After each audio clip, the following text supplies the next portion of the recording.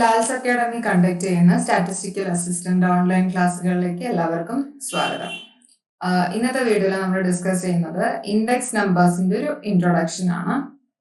Basically എന്താണ് index numbers, എന്തൊക്കെ types of what are the different types of index numbers, പിന്നെ different methods of constructing index numbers, ഇതൊക്കെ ആയിരിക്കും. Just നമുക്കൊന്ന് നോക്കാം എന്തൊക്കെയാണെന്ന്. ഫസ്റ്റ് ഇൻഡെക്സ് നമ്പറിന്റെ ഡെഫിനിഷൻ ആണ് പറയുന്നത്.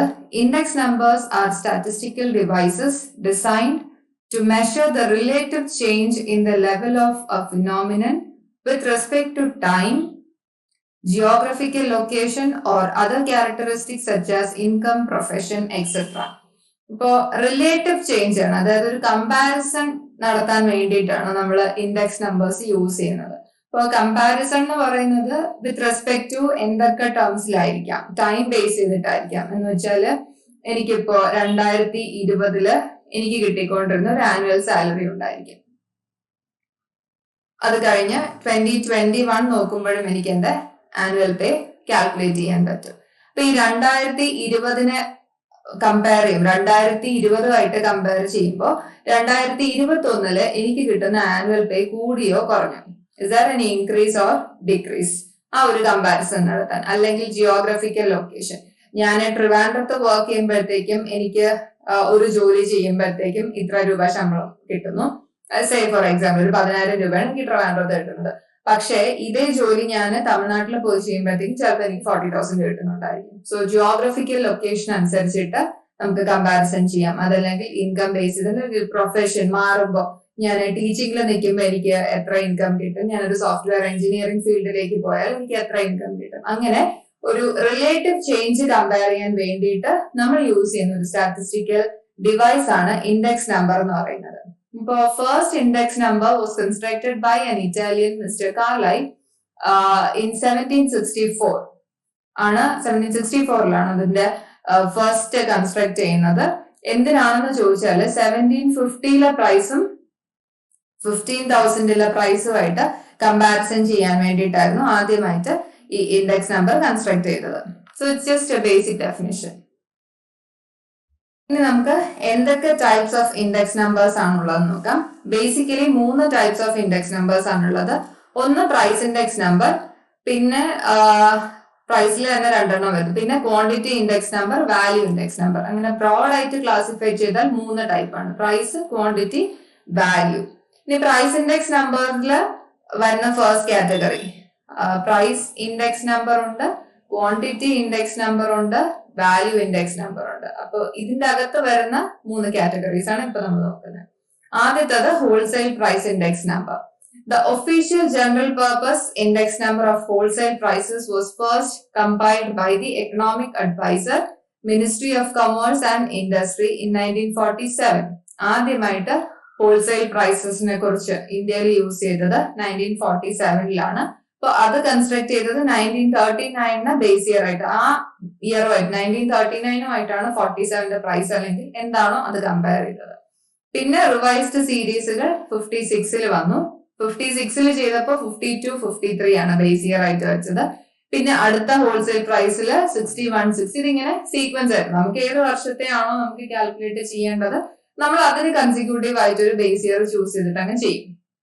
അപ്പോൾ അതിന് വേണ്ടിയിട്ട് ഫോം ചെയ്തിരുന്ന ഒരു കമ്മിറ്റി ആയിരുന്നു wholesale price index revision committee എന്ന് പറയുന്നത്. അത് കവർ ചെയ്തത് 139 കമോഡിറ്റീസ്, 225 മാർക്കറ്റ്സ്, 774 കൊട്ടേഷൻസ്. ഇത്രയും കാര്യങ്ങളാണ് ആ കമ്മിറ്റി നോക്കിയിരുന്നത്.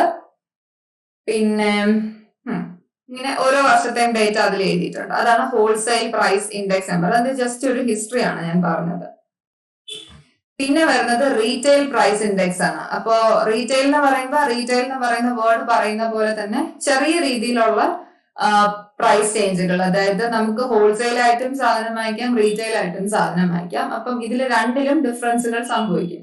ഇപ്പൊ റീറ്റെയിൽ ആയിട്ട് ഞാൻ ഇന്ന് പോയി കടയിൽ നിന്ന് ഇപ്പൊ നമ്മൾ പെട്രോൾ മേടിക്കുന്നത് റീറ്റെയിൽ ആണ്, അല്ലെങ്കിൽ നമ്മുടെ ഹൗസ് ഹോൾഡ് സാധനങ്ങൾ നമ്മൾ വാങ്ങിക്കുന്നത് മിക്കപ്പോഴും റീറ്റെയിൽ ആയിട്ടാണ്. ചിലപ്പോൾ മുട്ട വാങ്ങിക്കാൻ പറയുമ്പോൾ നമ്മൾ കടയിൽ പോയി 5 മുട്ട മേടിച്ചിടും, അതൊരു റീറ്റെയിൽ പർച്ചേസ് ആണ്. ഹോൾസെയിൽ എന്ന് പറയുമ്പോൾ കടക്കാരൊക്കെ മേടിക്കുന്നത് ഹോൾസെയിൽ പർച്ചേസ് ആണ്.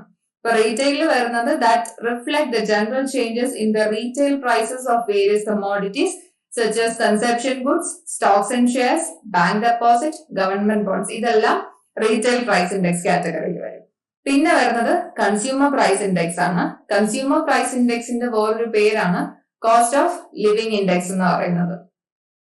ഇത് നമുക്ക് ഇമ്പോർട്ടന്റ് ആണ്, കാരണം നമ്മൾ ഒരു സൊസൈറ്റിയിൽ ജീവിക്കുമ്പോൾ ആ സൊസൈറ്റിയിലുള്ള സാധനങ്ങളുടെ വില ബേസ് ചെയ്തിട്ടായിരിക്കും നമ്മുടെ എക്സ്പെൻഡിച്ചർ ഇരിക്കുന്നത്. അപ്പൊ ആ പറയുന്ന സാധനങ്ങളുടെ വിലയൊക്കെ കൂടിയോ കുറഞ്ഞോ എന്നറിയുന്നത് ഈ കോസ്റ്റ് ഓഫ് ലിവിംഗ് ഇൻഡെക്സ് വെച്ചിട്ടാണ്.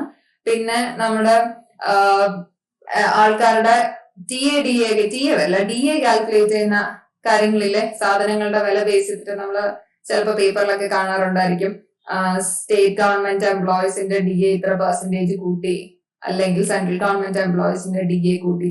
അവര് അതിന്റെ പെർസെന്റേജ് കൂട്ടുന്നത് ഈ പറയുന്ന കൺസ്യൂമർ പ്രൈസ് ഇൻഡെക്സ് വെച്ചിട്ടെന്ന് വെച്ചാൽ കറന്റ്ലി നമുക്ക് ഒരു വീട്ടില് എത്ര മെമ്പേഴ്സ് ഉള്ള ഒരു വീട്ടില് സാധനങ്ങൾ വാങ്ങിക്കാനായിട്ട്, ഇപ്പം സേ ഫോർ എക്സാമ്പിൾ വെജിറ്റബിൾസിന് എത്ര കൂടി, ഫ്രൂട്ട്സിന് എത്ര കൂടി, മുട്ടയ്ക്ക് എത്ര കൂടി, പാലിന് എത്ര കൂടി, ഇങ്ങനെ ഇവര് കമോഡിറ്റീസിന്റെ പ്രൈസ് ചേഞ്ച് നോക്കും. പ്രൈസ് ചേഞ്ച് നോക്കുമ്പോഴത്തേക്കും ആ percentage change in price base ചെയ്തിട്ടാണ് അവർ നമുക്ക് DA തരുന്നത്. ആ ചേഞ്ച് ഇൻ പ്രൈസ് നമുക്ക് കോസ്റ്റ് ഓഫ് ലിവിംഗ് ഇൻഡെക്സ് വെച്ചിട്ട് നമുക്ക് കാൽക്കുലേറ്റ് ചെയ്യാനായിട്ട് പറ്റും. അതാണ് പ്രൈസ് ഇൻഡെക്സ് നമ്പറിൽ വരുന്ന 3 ടൈപ്സ്. പിന്നെ രണ്ടാമത്തെ കാറ്റഗറി വരുന്നത് ക്വാണ്ടിറ്റി ഇൻഡെക്സ് നമ്പേഴ്സ് ആണ്. അവിടെ നമ്മൾ പ്രൈസിനല്ല പ്രാധാന്യം, ക്വാണ്ടിറ്റിക്കാണ് പ്രാധാന്യം. എന്ന് വെച്ചാല് 100 രൂപയ്ക്ക് പണ്ട് ഇപ്പം 3 ലിറ്റർ പെട്രോൾ കിട്ടുമായിരുന്നെങ്കിൽ ഇന്ന് 100 രൂപയ്ക്ക് എത്ര കിട്ടും? 1 ലിറ്റർ പോലും തികച്ച് കിട്ടില്ല. അപ്പൊ അതാണ് ഡിഫറൻസ്. ക്വാണ്ടിറ്റി ബേസ് ചെയ്തിട്ടാണ് നമ്മൾ ആ ഡിഫറൻസ് പറയുന്നത്. That studies the changes in the volume of goods produced or manufactured, consumed or distributed, like the indices of agricultural production, industrial production, imports, exports, etc. They are extremely helpful in studying the level of physical output in an economy. അത് quantity. Value വരുമ്പോഴത്തേക്കും നമ്മൾ total value base ചെയ്തത് price ചേഞ്ചും quantity ചേഞ്ചും രണ്ടും consider ചെയ്തിട്ടായിരിക്കും. Because value is equal to price into quantity ആണ്.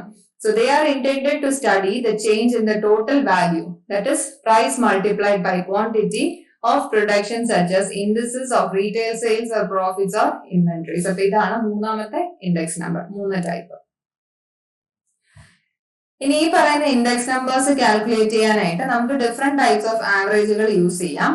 അപ്പൊ അതില് the change in the prices of various commodities have to be combined to arrive at a single index, which will reflect the average change in the price level of the commodities. അപ്പം ഞാൻ പറഞ്ഞു DA കൂട്ടണം എന്നുണ്ടെങ്കിൽ എനിക്ക് ഓരോ പ്രോഡക്റ്റിന്റെയും വില വെച്ചിട്ട് എനിക്ക് DA കാൽക്കുലേറ്റ് ചെയ്യാൻ പറ്റില്ല. എനിക്ക് ഓവറോൾ സാധനങ്ങളുടെ വില എത്ര ശതമാനം കൂടി അല്ലെങ്കിൽ എത്ര ശതമാനം കുറഞ്ഞെന്ന് അറിയണം. അപ്പൊ ആ ഓവറോൾ കാൽക്കുലേറ്റ് ചെയ്യാനായിട്ട് എനിക്കൊരു ആവറേജ് മെഷർ വേണം. അപ്പോ ചില സിറ്റുവേഷൻസിൽ ചില ആവറേജ് ആയിരിക്കും സ്യൂട്ടബിൾ ആയിട്ടുള്ളത്. അപ്പം ഏതൊക്കെയാണ് മോസ്റ്റ് കോമൺലി യൂസ്ഡ് ആവറേജ് എന്നുള്ളതാണ്. Since index numbers R specialised averages, a judicious selection of the average to be used for their construction. So apt ആയിട്ട് സിറ്റുവേഷൻ നോക്കിയിട്ട് നമുക്ക് മീൻ ആണോ അരിത്തമെറ്റിക് മീൻ ആണോ അല്ലെങ്കിൽ മീഡിയൻ ആണോ എന്നൊക്കെ നമുക്ക് ചൂസ് ചെയ്യാൻ പറ്റത്തുള്ളൂ. ഇപ്പൊ മോസ്റ്റ് കോമൺലി യൂസ്ഡ് ആവറേജ് എന്ന് പറയുന്നത് arithmetic mean, geometric mean, median ആണ്. ഇത് മൂന്നുമാണ് കോമൺലി നമ്മൾ പ്രിഫർ ചെയ്യുന്ന ആവറേജുകൾ. ഇനി ഇതുമായിട്ട് റിലേറ്റ് ചെയ്ത് കിടക്കുന്ന ചില നൊട്ടേഷൻസും ടെർമിനോളജീസും ചില ഡെഫിനേഷൻസ് അല്ലെങ്കിൽ എന്താണ് ഇന്ന കാര്യങ്ങൾ എന്നുള്ളത് പറയുന്നതാണ്. അതിൽ നമുക്ക് ബേസിക്കലി അറിയേണ്ട ഒരു കാര്യം എന്ന് പറയുന്നത് എന്താണ് ബേസ് ഇയർ എന്ന് പറയുന്നത്. ബേസ് ഇയർ എന്ന് പറയുമ്പോൾ നേരത്തെ പറഞ്ഞ എക്സാമ്പിൾ പോലെ തന്നെ എനിക്ക് 2021 റിലേറ്റീവ് ചേഞ്ച് കാൽക്കുലേറ്റ് ചെയ്യണം. 2021 ചേഞ്ച് കാൽക്കുലേറ്റ് ചെയ്യാൻ എനിക്ക് വേണമെങ്കിൽ 2020 ബേസ് ഇയർ ആയിട്ട് ഫിക്സ് ചെയ്യാം. ഏതെങ്കിലും ഒരു ഇയർ ആയിട്ടല്ലേ എനിക്ക് കമ്പയർ ചെയ്യാൻ പറ്റത്തുള്ളൂ. അപ്പം നമ്മൾ ഏത് ഇയറുമായിട്ടാണോ കമ്പയർ ചെയ്യുന്നത് ആ ഇയറിനെയാണ് ബേസ് ഇയർ എന്ന് പറയുന്നത്. The year selected for comparison ആണ് ബേസ് ഇയർ. അപ്പോ that is the year with respect to which the comparisons are made. It is denoted by the suffix 0. Base year denote ചെയ്യുന്നത് 0 വെച്ചിട്ടാണ്. അപ്പോ പിന്നെ കറണ്ട് ഇയർ എന്ന് പറയുന്നത് നമുക്ക് ഏത് വർഷത്തെ ചേഞ്ച് ആണോ കാൽക്കുലേറ്റ് ചെയ്യേണ്ടത് ആ വർഷത്തിനെയാണ് കറണ്ട് ഇയർ എന്ന് പറയുന്നത്. അപ്പൊ അതിന്റെ സഫിക്സ് എന്ന് പറയുന്നത് 1 ആയിരിക്കും. അപ്പൊ ബേസ് ഇയർ എടുത്താലും കറണ്ട് ഇയർ എടുത്താലും നമുക്ക് പ്രൈസും ഉണ്ടായിരിക്കും ക്വാണ്ടിറ്റി ഉണ്ടായിരിക്കും, വാല്യൂ ഉണ്ടായിരിക്കും ഓബ്വിയസ്ലി.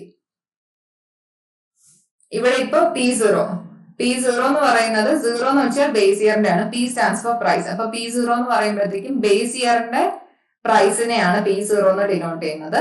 P1 എന്ന് പറയുന്നത് price of the commodity in the current year. അപ്പൊ 1 സഫിക്സ് വരുന്നത് കറന്റ് ഇയർ ആണ്. ഇപ്പൊ P ആയതുകൊണ്ട് price, that is the price in the current year. അതേപോലെ തന്നെ ക്വാണ്ടിറ്റി ഉണ്ട്. ഇപ്പൊ Q0 ആവുമ്പോഴത്തേക്കും that is the quantity in the base year, Q0 ആണ്. Q1 ആവുമ്പോൾ that is the quantity in the current year. ഇത് 4ആണ് നമുക്ക് ആവശ്യമുള്ള നൊട്ടേഷൻസ് വരുന്നത് പ്രൈസ്. ഇതേപോലെ വാല്യൂ ചോദിക്കുകയാണെങ്കിൽ വാല്യൂ V0 എന്ന് പറയുന്നത് value in the base year ആയിരിക്കും. പിന്നെ V1 ചോദിച്ചാല് that will B the value in the current year. പിന്നെ വരുന്നത് വെയിറ്റ്സ് ആണ്. ചിലപ്പോൾ കമോഡിറ്റിക്ക് വെയിറ്റേജ് ഉണ്ടായിരിക്കും, അപ്പം W തന്നെയാണ്, നമ്മൾ നോർമലി പഠിച്ച W തന്നെയാണ്. പിന്നെ വരുന്നത് പ്രൈസ് റിലേറ്റീവ് എന്ന് പറയുന്നതാണ്. പ്രൈസ് റിലേറ്റീവ് അല്ലെങ്കിൽ സിമ്പിൾ ഇൻഡെക്സ് നമ്പർ, അതിന്റെ നൊട്ടേഷൻ I ആണ്. അത് കാൽക്കുലേറ്റ് ചെയ്യുന്ന ഫോർമുലയാണ് ഈ പറഞ്ഞിരിക്കുന്നത്. സോ അതെന്താ ചെയ്യണം എന്ന് വെച്ച് കഴിഞ്ഞാൽ നമ്മൾ ഇൻഡിവിജ്വലി ഓരോ കമോഡിറ്റിന്റെ പ്രൈസ്, അതായത് കറന്റ് ഇയറിന്റെ പ്രൈസ്, ഇതാണ്ടോ ഫോർമുല, കറന്റ് ഇയറിന്റെ പ്രൈസ് ഡിവൈഡഡ് ബൈ ബേസ് ഇയറിന്റെ പ്രൈസ് ഇൻറ്റു 100. അത് ചിലപ്പം കൂടുതലായിരിക്കാം, കുറവായിരിക്കാം. ആ പെർസെന്റേജ് ബേസ് ചെയ്തിട്ട് നമ്മൾ ഇൻക്രീസ് ആണോ ഡിക്രീസ് ആണോ എന്ന് ഡിസൈഡ് ചെയ്യണം. പിന്നെ വരുന്നത് P01 ആണ്. P01 എന്ന് വെച്ചാൽ പ്രൈസ് ഇൻഡെക്സ് നമ്പർ കാൽക്കുലേറ്റ് ചെയ്താണ്. മറ്റേതൊന്നും P0 എന്ന് വെച്ച് കഴിഞ്ഞാൽ ഇൻഡെക്സ് നമ്പർ അല്ല, നമ്മുടെ ഒരു സഫിക്സിൽ ഒരു നമ്പറേ ഉള്ളൂ. P0 എന്നായിരുന്നു എഴുതിയത്. പിന്നെ P1 എഴുതി, Q0 എഴുതി, Q1 എഴുതി. ഇതെല്ലാം പ്രൈസും ക്വാണ്ടിറ്റീസും ആയിരുന്നു. ഇനി നമുക്ക് പ്രൈസ് ഇൻഡെക്സ് നമ്പർ അറിയണം. അപ്പൊ പ്രൈസ് ഇൻഡെക്സ് നമ്പർ വരുമ്പോൾ സഫിക്സിൽ വരുന്നത് P01 ആണ്. P01 എന്ന് വെച്ചാൽ നമ്മുടെ കറന്റ് ഇയർ കാൽക്കുലേറ്റ് ചെയ്യുന്നു with respect to the base year. 01 ആണെങ്കിലും ഓർഡർ തിരിച്ചാണ്. ഫസ്റ്റ് വരുന്ന number base year. We are calculating the price index number with respect to the base year. തിരിച്ച് P10 എന്ന് എഴുതിയാൽ price index number for the base year ആണ്, പക്ഷെ with respect to the current year ആണ്. P10 order വരുമ്പോൾ തിരിച്ചോണം. First digit base year ആണ് കാണിക്കുന്നത്. ഫസ്റ്റ് ഡിജിറ്റ് ബേസ് ഇയറിനെയാണ് ഇൻഡിക്കേറ്റ് ചെയ്യുന്നത്. രണ്ടാമത്തെ ഡിജിറ്റ് ആണ് കറന്റ് ഇയർ പറയുന്നത്. അതേപോലെ Q01 ആകുമ്പോൾ that is the quantity index number of the current year. 1 ആണ്. ഇതാണ് current year with respect to the base year, with respect to the base year. പിന്നെ തിരിച്ച് Q10 ആകുമ്പോൾ that is the quantity index number of the base year with respect to the current year. ഇതേപോലെ തന്നെ value ഉണ്ട്. V01 V10. ഇതാണ് notations and terminology. പിന്നെ നമുക്ക് ആവശ്യം വരുന്നത് ഇൻഡെക്സ് നമ്പേഴ്സ് കാൽക്കുലേറ്റ് ചെയ്യാനായിട്ടുള്ള ഡിഫറെന്റ് മെത്തേഡ്സ് ആണ്.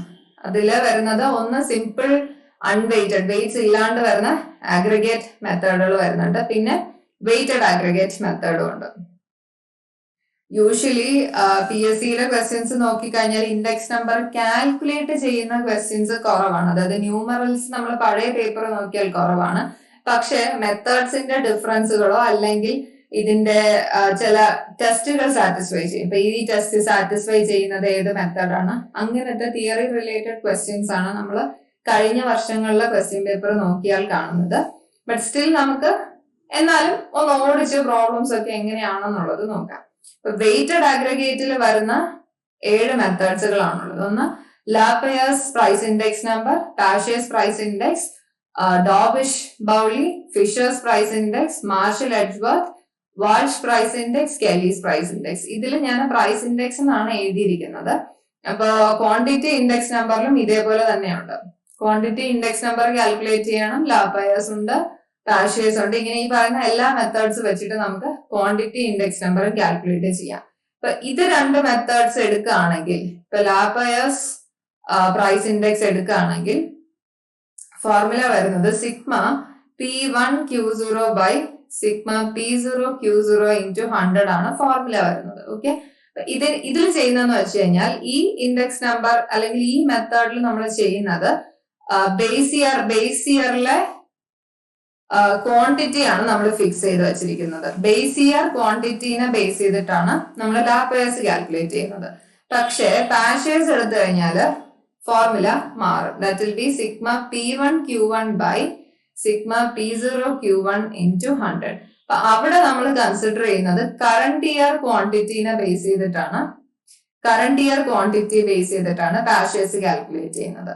അപ്പോൾ ലാബ് പെയേഴ്സും പാർഷ്യസും തമ്മിലുള്ള main difference, Laspeyres is calculated based on the base year quantity, Paasche's is calculated based on the current year quantity. ഇതേപോലെ തന്നെ ഡോർബിഷും ഫിഷേഴ്സിനും ഒക്കെ നമുക്ക് ഫോർമുലാസ് ഉണ്ട്. ഇതെല്ലാം നമ്മൾ ക്ലാസ്സിൽ ഡിസ്കസ് ചെയ്യാം. പിന്നെ വരുന്നത് ചില ടെസ്റ്റുകളാണ്, കൺസിസ്റ്റൻസി ടെസ്റ്റ്. ഇത് ഇമ്പോർട്ടന്റ് ആയിട്ട് വരുന്ന അല്ലെങ്കിൽ ഏറ്റവും ഇമ്പോർട്ടന്റ് ആയിട്ടുള്ള 4 ടെസ്റ്റുകളുണ്ട്. Unit test, time reversal test, factor reversal, circular. ഇപ്പൊ 4 ടെസ്റ്റുകളും എന്താണെന്ന് നമുക്ക് അറിയണം. പിന്നെ ഓരോ ഇൻഡെക്സ് നമ്പറിലും ഏതൊക്കെ ടെസ്റ്റുകൾ സാറ്റിസ്ഫൈ ചെയ്യുന്നുണ്ടെന്ന് അറിയണം. അപ്പം സാറ്റിസ്ഫൈ ചെയ്യുന്നതനുസരിച്ചിട്ട് ഈ നമ്മൾ കാൽക്കുലേറ്റ് ചെയ്യുന്ന ഇൻഡെക്സ് നമ്പറിനെ നമ്മൾ ഐഡിയൽ ആണോ അല്ലയോ എന്നൊക്കെ നമ്മൾ പറയേണ്ടി വരും. അതിന്റെ കാൽക്കുലേഷൻസ് ഒക്കെ നമുക്ക് നോക്കാം. ലക്ഷ്യം സർക്കാർ ഉദ്യോഗമെങ്കിൽ മാർഗം Lal's academy. Download Lal's PSC learning app.